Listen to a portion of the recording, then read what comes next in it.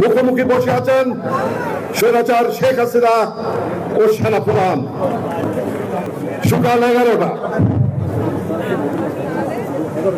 ঢাকা শহরের চারিদিক থেকে বাঁধ ভাঙা বানের মতো চারিদিক থেকে ছুটে আসছে ছাত্র জনতা। গণভবন সকাল 11:30। মুখোমুখি বসে আছেন স্বৈরাচার শেখ হাসিনা ও সেনাপ্রধান। বাদানুবাদ হচ্ছে। সেনাপ্রধান বলে দেবেন, মাননীয় প্রধানমন্ত্রী, আপনার আজকে অন্তিম দিন, আপনি পদত্যাগ করে দেশ গণতন্ত্রের হাতে তুলে দিন। আমি সময়ের চাকা ঘুরিয়ে আমি একটু পিছিয়ে যেতে চাই। আমি যেতে চাই স্বৈরাচার শেখ হাসিনার অন্তিম দিনটিতে। আমি সময়ের চাকা ঘুরিয়ে স্বৈরাচার শেখ হাসিনার অন্তিম দিন অর্থাৎ 31শে জুলাই, অর্থাৎ আমি দুঃখিত 5 অগাস্টে আমরা ফিরে যাব।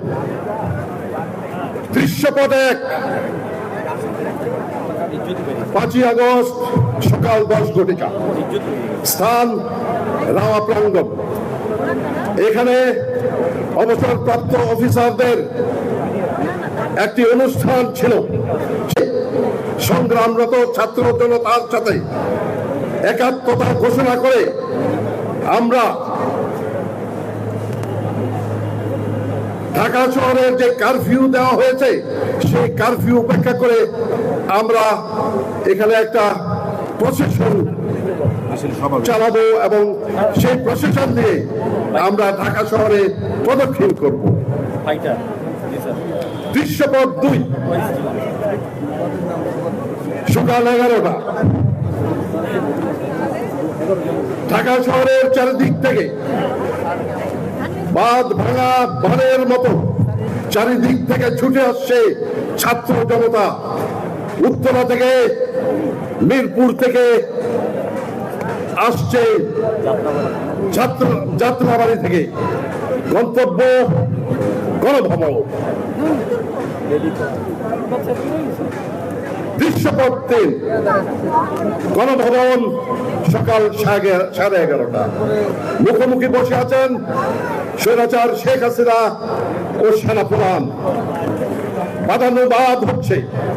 সেনাপ্রধান বলে দেবেন, মাননীয় প্রধানমন্ত্রী, আপনার আজকে অন্তিম দিন, আপনি পদত্যাগ করে দেশ গণতন্ত্রের হাতে তুলে দিন।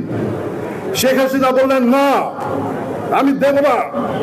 আমি ফাদার অফ দ্য নেশনের কন্যা, আমার বাবা এদের স্বাধীন করেছে, আপনি গুলি চালান। সেনাপ্রধান বললেন, মাননীয় প্রধানমন্ত্রী, আপনি দেশে এখন কি হচ্ছে আপনি জানেন না, আপনি 4 দেওয়ালের মধ্যে অন্তরীণ, আসুন দেখি দেশে কি হচ্ছে। সেনাপ্রধানের নির্দেশে গণভবনের ওয়াল স্ক্রিনে টেলিভিশনের পর্দা ফুটে উঠল। কাকতালীয় ভাবে বাংলাদেশের ঢাকার যতগুলো চ্যানেল আছে সবার ক্যামেরা নিবন্ধ রাওয়ার প্রাঙ্গণে, যেখানে আমরা 200 অফিসার এবং সাথে আশেপাশের জনতা মিলে সপাচে আমরা দাঁড়িয়ে বিক্ষোভ প্রদর্শন করছি। আমরা বক্তৃতা দিয়েছি, শেখ হাসিনা দেখেছেন। আমরা যখন এখান থেকে মিছিল নিয়ে রাওয়া থেকে বেরিয়ে জাহাঙ্গীর গেটের দিকে অগ্রসর হচ্ছি, তখন আমার কাছে একটা টেলিফোন আসলো চট্টগ্রাম থেকে, আমার এক সহকর্মী। আমি বললাম, হ্যালো। বলে, স্যার, আপনাদেরকে লাইভ আমরা ক্যামেরায় দেখতে পাচ্ছি। আমি বললাম, তাই নাকি? বলে, জি স্যার। তখন কি আপনাদেরকে দেখে ঘরে আর কেউ নাই স্যার, চট্টগ্রামের সবাই রাস্তায় নেমে এসেছে।